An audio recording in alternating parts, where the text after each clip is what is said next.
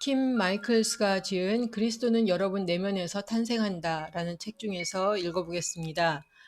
내가 개인적인 신성의 길에 관해서 이야기할 때 나는 이것이 자신의 의식을 보다 높은 수준으로 향상시키는 점진적인 길임을 깨달았으면 한다.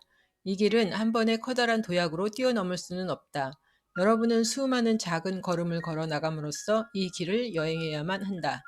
그럼에도 이 길의 마지막 목표는 그리스도적인 존재로서의 자신의 참된 정체성을 받아들이는 것이다. 바꾸어 말하면 그 길의 목표가 여러분이 그리스도가 되는 것이 아니라는 것이다. 그 길의 목표는 당신들이 이미 그리스도이고 하늘에 계신 여러분의 아버지와 결코 분리되지 않았다는 사실을 깨닫는 것이다. 그러한 분리감은 단지 환영이고 환상에 불과한 것이다.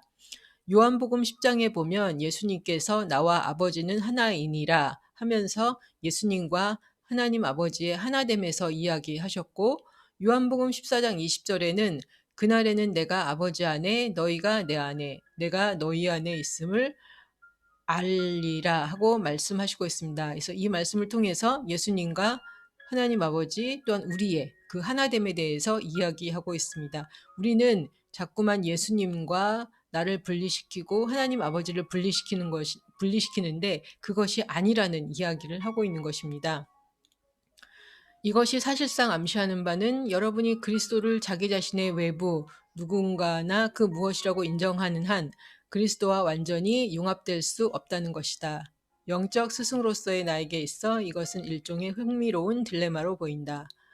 나는 이 땅에 내려와 개인적인 신성의 길을 보여주기 위해 하나님에 의해서 임명된 영적인 교사이다. 그리고 나는 오직 내가 그 길을 직접 걸어 나의 개인적인 신성을 구현함으로써만 그것을 보여줄 수 있었다.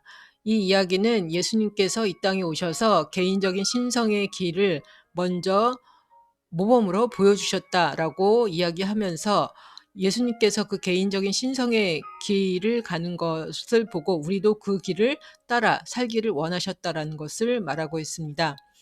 여러분이 그 개인적인 신성을 실현한다면 실제로 자신의 모든 자아의식과 보편적 그리스도 마음 간의 모든 분리의식을 극복하게 된다. 여러분은 그런 그리스도 마음이 개체화된 것이다. 또한 육화되어 있는 그리스도이다.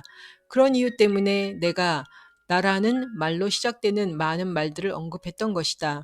나는 여러분이 이 말들 중에 다음과 같은 구절들을 상기하리라고 믿는다. 나는 부활이요 생명이다. 나는 길이요 진리이며 생명이다. 나와 나의 아버지는 하나이다. 여러분은 이제 나의 딜레마를 이해할 수 있는가? 개인적인 신성의 길을 보여주기 위해서 나는 그리스도가 되어야 했고 보편적인 그리스도 마음과 하나가 되었다.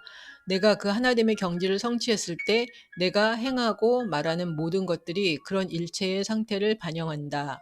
그러므로 나의 말들은 내가 그리스도라는 사실을 나타내는 것이다. 이것은 예수께서 왜 이 땅에 그리스도로 오셨는지에 대해서 이야기하는 것입니다. 그렇지만 다른 사람이 나는 그리스도이다라고 하는 말을 들었을 때 육적인 마음의 상대성은 자동적으로 사람들에게 그 사람은 자기들에게는 없는 무엇인가가 있다고 믿게 만든다. 어떤 의미에서 보자면 어떤 사람이 육적인 마음에 의해서 지배되는 한 그 사람은 절대로 그리스도를 구현한 것이 아니다. 그는 다만 그리스도를 구현할 잠재력을 갖고 있는 것이다. 모든 사람이 그리스도를 구현할 잠재력을 갖고 있다라고 이야기하고 있습니다. 그럼에도 만약 그 사람이 그리스도를 다른 누군가와 동일시한다면 그리스도와 분리된 존재감을 굳히게 될 수 있다.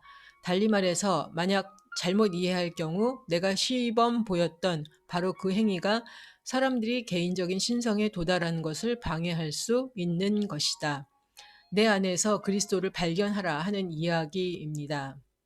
예수님은 예수님의 삶을 통해서 예수님 안에서 그리스도를 살아내심으로써 너희도 이렇게 살아라 하고 말씀해 주셨는데 예수님 시대의 제자들은 보면은 예수님을 계속 쳐다보고 예수님을 따르기는 했지만 그리스도를 구현해서 살아가지는 못했습니다. 그렇지만 예수님의 제자들이 그리스도의 삶을 따라 살기 시작한 것은 사도행전에서 예수님께서 십자가에 못 박혀 죽으시고 부활한 후에 그에 대한 이해를 통해서 그리스도의 삶을 따라 살기 시작했던 것입니다.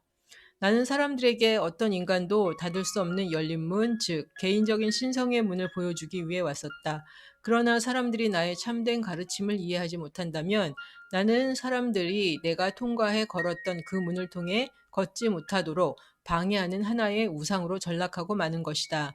나는 이것이 내가 여러분이 깨닫기 바라는 마지막 것임을 이해했으면 한다. 그래서 예수님께서는 모든 사람들이 예수님이 그리스도로서의 삶을 사신 것처럼 사람들이 자기 안에 그리스도를 발견하고 하나님의 자녀답게 살기를 바란다라는 이야기를 하고 있습니다.